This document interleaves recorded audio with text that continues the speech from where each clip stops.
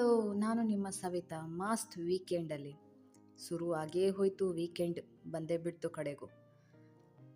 ಇವತ್ತು ಕೆಲಸ ಎಲ್ಲ ಮುಗಿಸ್ಕೊಂಡು 3 ಗಂಟೆಗೆ ಮನೆಗೆ ಬಂದೆ. ಮನೆ ಹತ್ರ ಬರಬೇಕಾದ್ರೆ ಈ ಗಾರ್ಡನ್ ನನ್ನ ವೆಲ್ಕಮ್ ಮಾಡ್ತಾ ಇತ್ತು. ಇಲ್ಲೊಂದು ಗಿಡ ಉಂಟು. ಈ ಗಿಡ ಇಮಿಗ್ರೇಷನ್ ಚೆಕ್ಕಿಂಗ್ ಆಗಿ ಏರ್ಪೋರ್ಟಿಂದೆಲ್ಲ ಬಂದಿದೆ. ತುಂಬ ಎಕ್ಸ್ಪೆನ್ಸಿವ್ ಗಿಡ ಆಗೋಯ್ತು ಇದೊಂದು ಹಣ್ಣು ಯಾವಾಗಲೂ ತಿಂತೀನಿ ನಾನು. ಆದರೆ ಈ ಹಣ್ಣು ಹೆಸರು ಏನಂತಾನೆ ಗೊತ್ತಿಲ್ಲ, ಆದರೂ ತಿಂತೀನಿ, ಬಿಡಲ್ಲ ಮಾತ್ರ. ಈ ಗಿಡದಲ್ಲಿ ಹಣ್ಣು ಖಾಲಿಯಾಗೋವರೆಗೂ ತಿಂದಿದ್ದೀನಿ. ಅಷ್ಟೊಂದಿದೆ ಹಣ್ಣು, ತುಂಬ ಚೆನ್ನಾಗಿತ್ತು.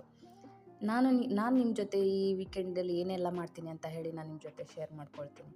ಕೆಲಸ ಮುಗಿಸಿ ಮನೆಗೆ ಬಂದು ಬಾಗಿಲು ತೆಗೆದಾಗ ವೀಕೆಂಡಲ್ಲಿ ಆ ಒಂದು ದಿವಸ ಮನೆ ಬಾಗಿಲು ತೆಗೆದು ಒಳಗಡೆ ಹೋಗಬೇಕಾದ್ರೆ ಆಗೋವಂಥ ಖುಷಿ ತುಂಬ ಚೆನ್ನಾಗಿರ್ತದೆ.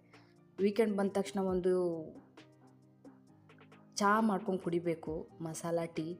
ಆ ಮಸಾಲ ಟೀ ಮಾಡ್ಕೊಂಡು ಕುಡಿದಾಗ ಖುಷಿ ಆಗ್ತದೆ, ತುಂಬ ತುಂಬ ಪೀಸ್ಫುಲ್ ಆಗಿರ್ತದೆ.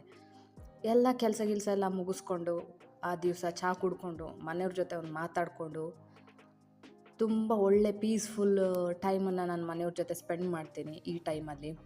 ಹಾಗೆ ಸ್ವಲ್ಪ ಸಂದೀಪವ್ರಿಗೆ ತಲೆನೂ ತಿಂತೀನಿ. ಅದೊಂದು ಒಳ್ಳೆ ಟೈಮ್ ತಲೆ ತಿನ್ನಲಿಕ್ಕೆ. ಅದೇ ಒಂದು ಒಳ್ಳೆ ಟೈಮ್ ಸಿಗ್ತದೆ ನನಗೆ ಸಂದೀಪವ್ರಿಗೆ ತಲೆ ತಿನ್ನಲಿಕ್ಕೆ. ಚೆನ್ನಾಗಿ ತಲೆ ತಿಂದು ಹಾಕ್ಬಿಡ್ತೀನಿ ಮಾತ್ರ. ಹಾಗೆ ಏನು ಮಾಡಬೇಕು ವೀಕೆಂಡ್ ಸ್ಪೆಷಲ್ ಅಂತ ಹೇಳಿ ಅಂದ್ಕೊಳ್ತಿರ್ಬೇಕಾದ್ರೆ ಚಿಕನ್ ಇತ್ತು. ಸಂದೀಪ್ ಅವ್ರಿಗೆ ಹೇಳಿದೆ ಚಿಕನ್ ಒಂದು ಕ್ಲೀನ್ ಮಾಡಿಕೊಡಿ ಅಂತ ಹೇಳಿ. ಅವ್ರು ಚೆನ್ನಾಗಿ ಚಿಕನ್ ಒಂದು ಕ್ಲೀನ್ ಮಾಡಿಕೊಟ್ರು. ಏನು ರೆಸಿಪಿ ಮಾಡೋಣ ಅಂತ ಅಂದ್ಕೊಳ್ತಿರ್ಬೇಕಾದ್ರೆ ಚಿಕನ್ ಗ್ರಿಲ್ ಮಾಡಿಬಿಡೋಣ, ಬೇಗ ಆಗುತ್ತೆ ಅಂತ ಹೇಳಿ ಅಂದ್ಕೊಂಡು ಚಿಕನ್ ಗ್ರಿಲ್ ಮಾಡಿದೆ. ಚಿಕನ್ ಗ್ರಿಲ್ಲಿಂದು ರೆಸಿಪಿ ನಾನು ಇನ್ನೊಂದು ವೀಡಿಯೋದಲ್ಲಿ ಹೇಳ್ತೀನಿ ನಾನು ನಿಮಗೆ, ಏನೆಲ್ಲ ಮಾಡಿದೆ, ಹೇಗೆ ಮಾಡಿದೆ ಅಂತ ಹೇಳಿ. ಈ ವಿಡಿಯೋನ ಕಡೆವರೆಗೂ ನೋಡ್ತಾ ಇರಿ. ನನಗೆ ಚಿಕನ್ ಗ್ರಿಲ್ ಯಾಕೆ ಇಷ್ಟ ಆಗ್ತದಂತ ಹೇಳಿದ್ರೆ, ಇದರಲ್ಲಿ ಆಯಿಲ್ ಯೂಸ್ ಮಾಡಲ್ಲ. ಸ್ವಲ್ಪನೇ ಆಯಿಲ್ ಹಾಕಿ ಓವನಲ್ಲಿ ಹಾಕಿ ಚಿಕನ್ ಫ್ರೈ ಮಾಡೋದ್ರಿಂದಾಗಿ ಆಯಿಲ್ ಅವಾಯ್ಡ್ ಮಾಡ್ತೀನಿ.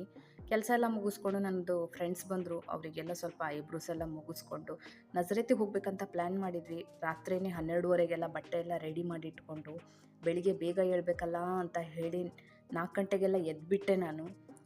ಹಾಗೆ ಎದ್ದು ರೆಡಿಯೆಲ್ಲ ಆದೆ. ರೆಡಿಯಾಗಿ ಈ ಥರ ಒಂದು ಫೋಸ್ ಕೊಟ್ಟು ಅವ್ರನ್ನ ಹೇಳ್ಕೊಂಡು ಬಂದು ನನ್ನ ಹಿಂದೆ ನಿಲ್ಲಿಸಿ, ನಾನು ಒಂದು ಸ್ವಲ್ಪ ಚೆಂದ ಕಾಣ್ತೀನಿಲ್ವ ಅಂತ ಹೇಳಿ ಫೋಸ್ ಎಲ್ಲ ಕೊಟ್ಟು ಈ ಥರ ಔಟ್ಫಿಟ್ನ ನಾನು ಫಸ್ಟ್ ಟೈಮ್ ಹಾಕ್ಕೊಂಡಿದ್ದು. ಹೇಗೆ ಕಾಣಿಸ್ತಾ ಇದೆ ಔಟ್ಫಿಟ್? ನಾವು ಯಾವಾಗ ತುಂಬ ಚೆನ್ನಾಗಿ ರೆಡಿಯಾಗಿ ಹೋಗ್ತೀವಿ ನೋಡಿ, ಆವಾಗ ನಮ್ಮ ಸೆಲ್ಫ್ ನಮಗೆ ಒಂದು ಕಾನ್ಫಿಡೆನ್ಸ್ ಹೆಚ್ಚಾಗುತ್ತೆ. ಎದ್ದು ಬಿದ್ದು ರೆಡಿಯಾಗಿ ಹೀಲ್ಡ್ ಚಪ್ಪಲ್ ಹಾಕ್ಕೊಂಡು ಹೊರಟೆ ಬಿಟ್ಟೆ ನೋಡಿ ನಡು ರಸ್ತೆಯಲ್ಲಿ.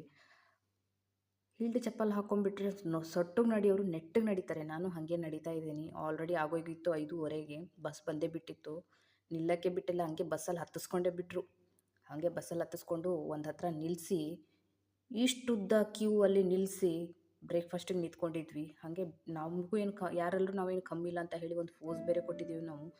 ಸಂದೀಪ್ ಅವ್ರು ಬೇರೆ 2 ಇಡ್ಲಿ 2 ಪ್ಲೇಟ್ ತೊಗೊಂಬಂದುಬಿಟ್ಟಿದ್ದಾರೆ. ನಂದು ಅವರೇ ತಿಂದುಬಿಡ್ತಾರೆ ಅಂತೇಳಿ ಒಂದು ಹತ್ರ ನನಗೆ ಭಯ ಬೇರೆ.